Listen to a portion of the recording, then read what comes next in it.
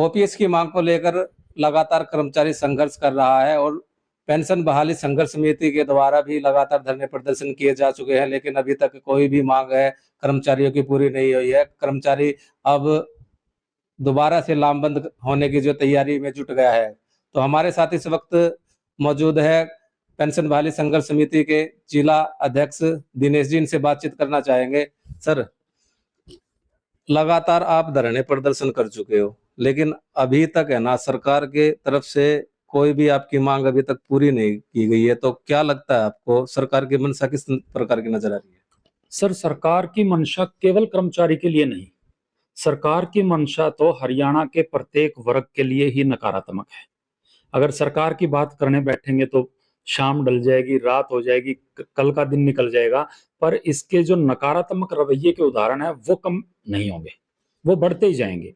पिछले दिनों अगर मैं पिछले मुख्यमंत्री जी की बात करूं, उन्होंने मैं थोड़ा अपने मुद्दे से हट के बात करना चाह रहा हूं, सरपंचों को कहा था कि भ्रष्टाचार बड़ा करते हैं तो 2 लाख रुपए तक के काम वो खुद करवा सकते हैं। नहीं, अब तो सरकार ने हम मैं उसी पे आ रहा हूँ, मैं उसी पे आ रहा हूँ सर। 20 लाख तक के जो आप सुनिए सर, भ्रष्टाचार करते हैं सरपंच, इसलिए 2 लाख रुपए उनकी फाउंडेशन कर दी गई थी। सरपंचों ने आवाज उठाई कि इतने में काम करना मुनासिब नहीं है, तो वहां सर्विस करी पंचकुला बुला के, अच्छे खासे डंडे पिलाए उनको और खूब अच्छी मरम्मत की। सबको पता है सरकार की सबसे छोटी इकाई सरपंच पंचायत होती है। अपनी छोटी इकाई के साथ ये बर्बरता इस सरकार ने की थी। अब पिछले लोकसभा इलेक्शन में हरियाणा के प्रत्येक वर्ग की नाराजगी झेलनी पड़ी बीजेपी राजनीतिक पार्टी को। अब अकल ठिकाने आ गई कि सबको तो डंडों से आंक दिया, और अब हम वोट कौन देगा इनको? अब वोट के लिए दोबारा से 19 सरपंचों को पाक पवित्रता का उनको मतलब टैग देते हुए 2 लाख से खटैक से 20 लाख रुपया कर दिया। क्या 20 लाख रुपए तक के काम करवाइए? मैं कहता हूं सरपंच साहबो, अब भी सुधर जाना। ये वही सरकार है, बस वोट लेने के लिए बरगला रही है। फिर से ये नहीं पता 2 लाख के 20,000 रुपए भी लाके छोड़ देगी, और हरियाणा का न केवल कर्मचारी, जो लेबर तबका है, जो किसान है, सरपंच है, आम गृहिणी है, सब तंग हैं। सबके नाक में धुआं देने का काम इस सरकार ने किया था। तो अगर कर्मचारी की बात करेंगे तो कर्मचारी को तो प्रताड़ना ही दी है। मैं शिक्षक हूं, शिक्षक समाज से आता हूं, हमारे स्कूलों की दुर्दशा आप देख लीजिए। और कर्मचारियों की जो लड़ाई हम पेंशन बहाली संघर्ष समिति के मार्फत लड़ रहे हैं, 2018 से हम लड़ाई लड़ रहे हैं सर। हमने इतने धरने प्रदर्शन किए हैं, ज्ञापन दिए हैं, छोटे लेवल से लेकर मुख्यमंत्री राज्यपाल तक को ज्ञापन दिया हमने। पिछले साल जून के अंदर कड़ी तपती 48-50 डिग्री टेम्परेचर के अंदर हमने साइकिल यात्रा निकाली 1500 किलोमीटर की। हमने आखिरी ज्ञापन राज्यपाल के नाम दिया। उससे पहले 19 फरवरी को हमें डंडे और लाठियों से बांधा गया था पंचकुला के अंदर, आपको पता ही है 2023 के अंदर। मुख्यमंत्री ने कमेटी बैठाई थी जो आज तक उठी नहीं, जिसका पता ही नहीं कौन था उस कमेटी में, कहां गई वो कमेटी। मुख्यमंत्री जी चले गए। मुख्यमंत्री जी को बदलना भी तो यही है ना। अगर मुख्यमंत्री जी सफल रहते, क्या पड़ी थी भाजपा को मुख्यमंत्री चेहरा बदलने की? सरासर नाकाम रही हर वर्ग को संतुष्ट करने में, और कर्मचारी वर्ग को तो इन्होंने दुश्मन मान के रखा। डंडे भाज के जो मैं बता रहा था कमेटी बिठाई, उस कमेटी का कुछ बना है नहीं। उसके बाद भी हम प्रदर्शन करते रहे हैं। उसके बाद भी अभी हम 11 फरवरी को पेंशन संकल्प महारैली जींद के अंदर करके आए हैं, लेकिन सरकार की तरफ से एक छोटा सा नुमाइंदा भी, एक छोटी सी सूचना भी हमारे पास नहीं आती है कि आओ तुम्हारा समाधान करते हैं। जबकि ये लोग खुद 4 बार टेबल क्लैप करके, 4 बार टेबल को थपथपा के अपने 200 गुना भत्ते बढ़ा लेते हैं सर। तो हरियाणा का कर्मचारी जाग चुका है, आंदोलन के रास्ते पर है, न रुकेगा न थकेगा जब तक पुरानी पेंशन बहाल नहीं हो जाती। तो सर, आपने कहा नंबरदारों के जो है यानी कि पावर उनकी बढ़ा दी है, तो सफाई कर्मचारियों को भी तो मानदेय बढ़ाया गया। देखिए सर, वोट के लिए अब ये लोग कुछ भी करेंगे। मैं आज ही एक न्यूज़पेपर पढ़ रहा था, नाम नहीं बताऊंगा, सब न्यूज़पेपर आप लोग पढ़ते हो, आपको पता, आप लोग छापते हो। सीएमओ की कर्मचारियों के बारे में 2 राय है चीफ मिनिस्टर ऑफिस की। एक राय ये है, मैं अगर एक्चुअली बिल्कुल आपको एक एक लाइन पढ़ के सुना सकता हूं, कि कर्मचारी नाराज हैं, कर्मचारियों ने वोट फॉर ओपीएस किया है, उसकी हानि एक पार्टी को हुई है, सत्ता से बाहर जाने में उनके 5 सीटें घटी हैं, तो क्यों न कर्मचारियों की बात को मान लिया जाए और इनको कुछ दे दिया जाए। दूसरी राय सीएमओ की ही है कि देखो कर्मचारी हठधर्मिता पे हैं, ये अब इलेक्शन के समय में प्रेशर बनाना चाहते हैं। अगर हम इनके प्रेशर में इनको कुछ दे देंगे तो वोट ये फिर भी नहीं देंगे। मुख्यमंत्री जी को मैं एक बात कहना चाहता हूं, देखो मनोहर लाल खट्टर जी एक अनाड़ी प्रवृत्ति के थे। उन्होंने बहुत सारे काम ऐसे किए, कई बार दुख होता है। हाईकोर्ट का निर्णय आपने सुन लिया होगा कि 2018 के बाद जितनी भी भर्तियां की सोशियो इकोनॉमिक के जो 5 नंबर, ऐसा बरगलाने का काम हरियाणा के युवा को किया है सर। कानून नहीं बनाया कि 5 नंबर सोशियो इकोनॉमिक के दे रहे हैं, जो सुप्रीम कोर्ट में बच्चे हार गए जाके। हरियाणा गवर्नमेंट ने केवल एक सब इंस्पेक्टर की भर्ती पे ही केस लगा था। हरियाणा हाई कोर्ट के अंदर जाके हरियाणा के एडीजी ने जाकर के खुद कह दिया कि 2018 के बाद की सारी वैकेंसीज को हम रिवाइज करेंगे, ये 5 नंबर हम गलत दे रहे थे। भाई आप तो गलत दे रहे थे, उन बच्चों का क्या कसूर है जो या तो नौकरियों से वंचित रह गए या आपने लालच करके लगा दिए। वो पहले मरे जो वंचित रह गए, ये अब मरेंगे कि नौकरी मिल गई अब नौकरी जाएगी। सरासर मतलब मैं कहूं इतनी अनुशासनहीनता हरियाणा के अंदर हुई। खैर आला कमान को शायद ये समझ में आया होगा कि आनंद फानंद में कुछ भी किए जा रहे हैं ये लोग। चमड़े के सिक्के चलाने वाले बात थी, चाम के सिक्के बोलते हैं हरियाणवी में चला दिए, ऐसे चलाए जा रहे हैं पिछले 10 साल से। मुख्यमंत्री को बदलना पड़ा, सैनी साहब आए हैं। सैनी साहब बहुत विनम्र आदमी हैं, हम इनके विनम्रता से प्रभावित हैं और आपसे भी अपेक्षा करते हैं मुख्यमंत्री जी कि आप हमारे संवेदनशील मुद्दे को समझ लो, वरना अड़ोसी पड़ोसी के जितने भी प्रदेशों में बीजेपी की सरकार गई है, वहां के उस टाइम के जो मुख्यमंत्री आज सत्ता से बाहर हैं, वो हरियाणा में आकर के स्टेटमेंट दे करके गए हैं कि या तो इस संवेदनशील मुद्दे को समझते हुए पुरानी पेंशन बहाल कर दो, वरना कर्मचारियों की बदौलत आप सत्ता से बाहर हो जाओगे। ये दिक्कतें इनको आएंगी। चलो सर, आपने कहा अब मुख्यमंत्री भी बदल दिए गए हैं, लेकिन आपने जब मनोहर लाल खट्टर मुख्यमंत्री थे उस समय आपने जो है धरने प्रदर्शन किए, अपनी मांग को उनके सामने रखा, लेकिन आपकी मांग पूरी नहीं हुई। तो अब मुख्यमंत्री चेहरा नयाब सिंह सैनी जी है, तो इनसे अब कितनी उम्मीदें जता रहे हो आप? उम्मीद के साथ साथ सलाह और चेतावनी दोनों ही चीज हमारी तरफ से है। उम्मीद से पहले मैं ये बताना चाहूंगा कि मुख्यमंत्री जी हरियाणा के 1,87,000 कर्मचारियों का केवल एक नारा है, वोट फॉर ओपीएस। लोकसभा चुनाव में हरियाणा के कर्मचारियों ने सपरिवार वोट फॉर ओपीएस किया है। आपकी कितनी ऐसी सीटें हैं जो 1000 के कम मार्जिन से आप जीते हैं, आप लगा लीजिए। आप कहीं का ईवीएम का स्टेटस निकाल कर देखिए, आप अपना जो पोस्टल बैलेट है वो निकाल करके देखिए, कितनी जगह पर आप हारे हैं।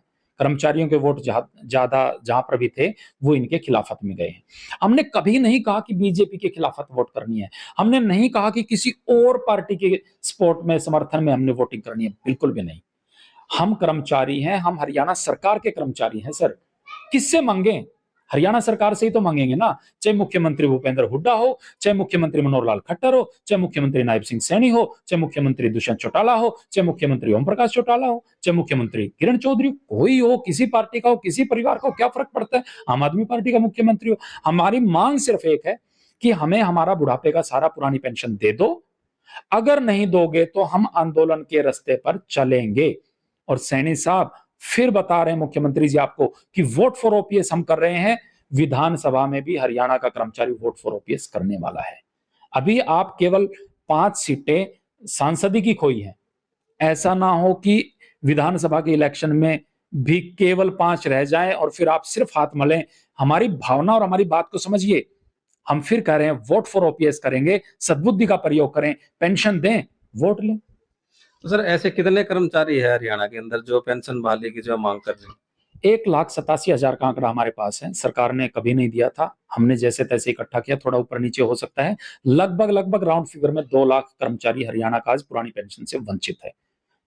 अब जो हमारे साथी रिटायर हो रहे हैं एनपीएस के तहत, बड़ा अचंभित हो जाएंगे सर आप भी कि वो लोग 1500, 1700, 2000 की पेंशन लेके रिटायर होते हैं, जबकि हरियाणा के अंदर 3000 तो बुढ़ापा पेंशन है मेरे ख्याल से।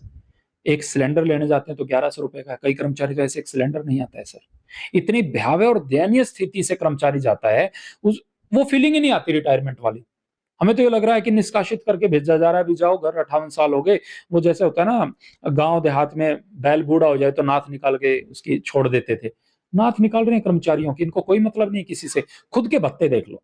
मैं कह रहा हूं 2014 में एमएलए, एमपी, सांसद, इनके भत्ते क्या थे? हमारे पास सब आरटीआई से डेटा है। और आज भत्ते क्या है सर?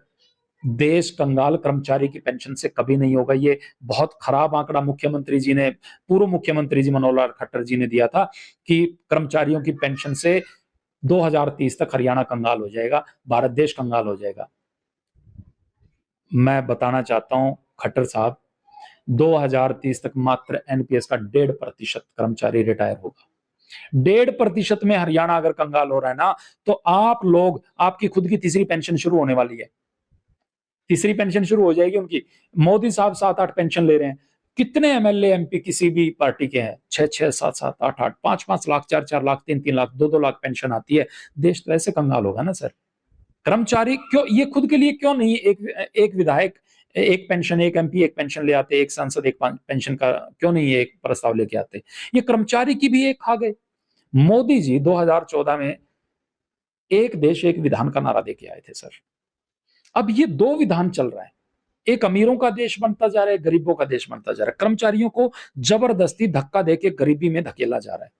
और जी बार बार वोट की बात करते हैं ना कि कर्मचारियों को हम दे भी देंगे तो कर्मचारी वोट नहीं देंगे।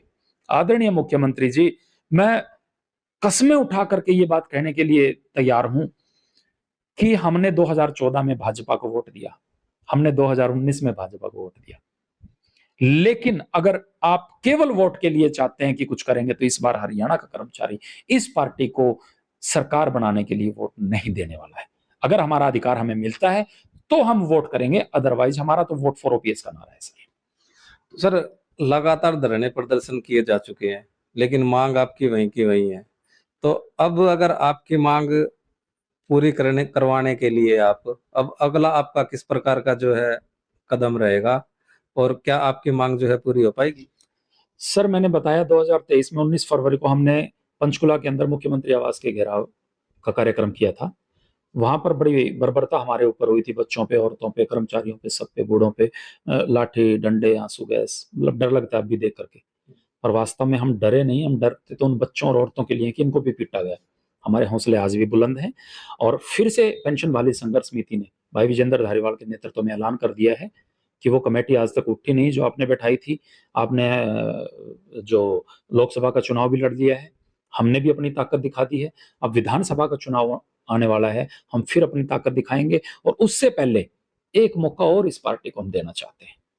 हम अब जिला स्तर पर पेंशन आक्रोश मार्च नाम से कार्यक्रम कर रहे हैं। प्रत्येक जिला स्तर पर यह काम किया जा रहा है और हमारा शेड्यूल आ चुका है। हिसार जिले का 21 जुलाई 2024 रविवार को पेंशन आक्रोश मार्च हम निकालने जा रहे हैं। मैं हिसार जिले के सभी कर्मचारी साथियों को करबद्ध निवेदन करता हूं कि 21 जुलाई को हिसार में बोस्टल जेल के पास कबीर छात्रावास में सुबह 8 बजे जरूर पहुंचे।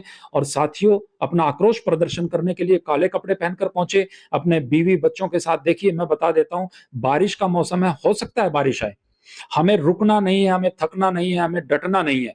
बारिश हो, धूप हो, गर्मी हो, सर्दी हो, हम अपने अधिकार के लिए लामबंद हैं, सचेत हैं, उठ खड़े हुए हैं, चल रहे हैं, आंदोलनरत हैं। और जिला वाइज प्रदर्शन करने के बाद मैं फिर से आपके चैनल के माध्यम से बताना चाहता हूं कि मुख्यमंत्री जी, अगर आप ये वीडियो देख पाए तो आपको हम सूचना देना चाहते हैं कि 1 सितंबर 2024 को हम फिर कबीर कुटिया पंचकुला के अंदर आ रहे हैं। और इस बार संख्या 2023 के प्रदर्शन से 2 गुना 3 गुना ज्यादा होगी। हम उस मंजर को भूले नहीं है जब आप बर्बरता से, आपके हमारे पूर्व मुख्यमंत्री खट्टर साहब ने हमारे ऊपर लाठियां और डंडे बरसाए थे। लेकिन भूलो आप भी नहीं गए। पंचकुला के अंदर इतनी स्ट्रेंथ के साथ हरियाणा का कर्मचारी आने वाला है, आप तो पता नहीं सत्ता में रहोगे कि नहीं रहोगे। हम जरूर 58 साल तक कर्मचारी रहेंगे और आप जब तक राजनीति करेंगे तो ये कर्मचारियों का ये सैलाब इनको सपनों में भी दिखाई दिया करेगा। इतना बड़ा सैलाब 1 सितंबर 2024 को पहुंचने वाला है। तो कितनी कर्मचारी वहां पर जो है पहुंच सकने की उम्मीद है? सर, पिछली बार सरकार का सीआईडी और आईबी का आंकड़ा था कि 70,000 कर्मचारी पहुंचे थे। 2 गुना 3 गुना इस बार हम पहुंचने वाले हैं सर। हमारे हौसले डबल हैं, हमने लाठियां खाई हैं, डंडे खाए हैं, सब कुछ किया है। जितनी बर्बरता उन्होंने की, हमारे हौसले उतनी बुलंद हुए। दुगनी तिगनी शक्ति के साथ हम लोग इस बार पंचकुला पहुंचने वाले हैं। तो चलिए, पेंशन बहाली संघर्ष समिति के बैनर तले एक बार फिर से कर्मचारी जो है सरकार को घेरने की तैयारी में लग चुका है। और ये 1 सितंबर को जो है हरियाणा के मुख्यमंत्री का जो आवास का जो घेराव किया जाएगा, और 21 जुलाई को हिसार के अंदर भी एक जो बड़ा आक्रोश मार्च निकाला जाएगा। पंजाब केसरी टीवी के लिए हिसार से यूनुस सैनी। हमसे जुड़े रहने के लिए हमारे YouTube चैनल को सब्सक्राइब करें और नई वीडियो की नोटिफिकेशन के लिए बेल आइकॉन को दबाएं। अगर आप ये वीडियो Facebook पर देख रहे हैं तो लाइक जरूर करें और ज्यादा से ज्यादा शेयर करें। धन्यवाद।